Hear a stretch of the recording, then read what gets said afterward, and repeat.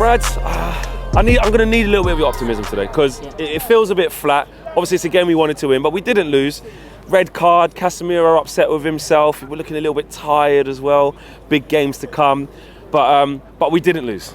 Yeah, it's a bit disappointing, but I thought we were going to lose that game because we weren't getting the rub of the green. Like when Bruno hit the post, I was like, it's just going to be one of them days.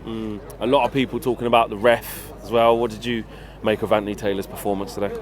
I don't blame him. I blame VAR. I mean, you could say the impact on the player is a dangerous play, but I think it's a bit harsh because they didn't actually show the full thing. They only showed the picture of him putting his studs into his shin, but he got the ball and then his foot rolled over the ball, so that's why he went studs up. It was like the follow through was the thing that killed us, and then that red card literally changed our midfield and changed the game, didn't it? Yeah. So poor. But What did you think of the team about how they reacted, considering we were down to 10 men? the positive is, other seasons we probably would have lost. So it's 2 points dropped because of how well we're doing, but other seasons probably would have lost that game 1 or 2-0. So that's the only positive. And we've got other big games to go. We've got the Real Betis game on Thursday. We should be in the quarter-final, 1 foot there. Fulham on Sunday. So we should be winning though. And then that's Wembley again on semi-final. So yeah. But how concerned are you with? Because look, Casemiro's going to be out now for I think 4 games. There's no Eriksen. Sabitza's been injured. It's going to have to be McTominay, Fred, Bruno. That's the pretty much fit midfielders that we've got. How concerned are you about the tiredness kicking in, having to go back to old ways and just trying to battle through? Or do you think no, those players can step in and Ten Hag can get them firing to help in the absence of Sabitza and Casemiro? I think Ten Hag will find a way because he's a genius. But is he missing for the Fulham game? Yeah. Domestic Cup, yeah. That's a big. He can play. Ironically, he can play in the game that we're pretty comfortable in on Thursday. Casemiro.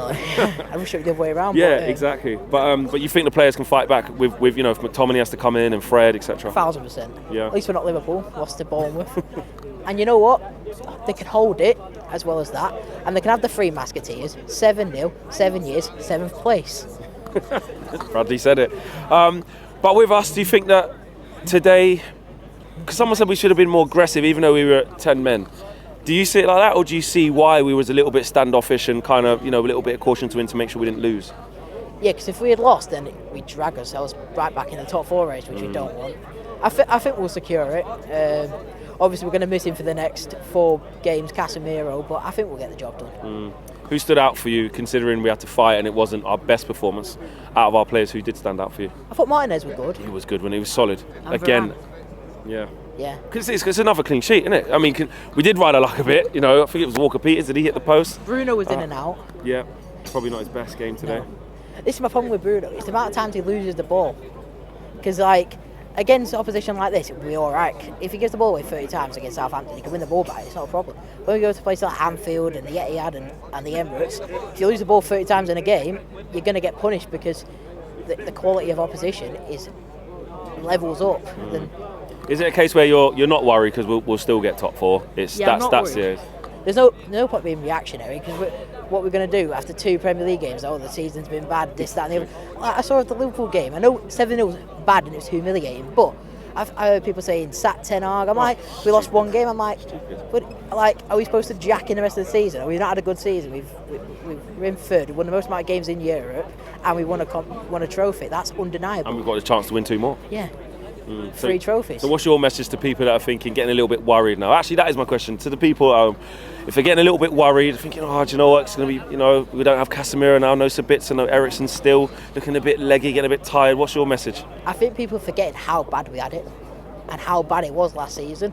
Last season, this would have been 2-0 loss, but today we grafted, 2 points dropped, but we got the job done. We got a 0-0 draw. Bradley says keep calm. Yeah. Nice one, Brad. Appreciate that, man.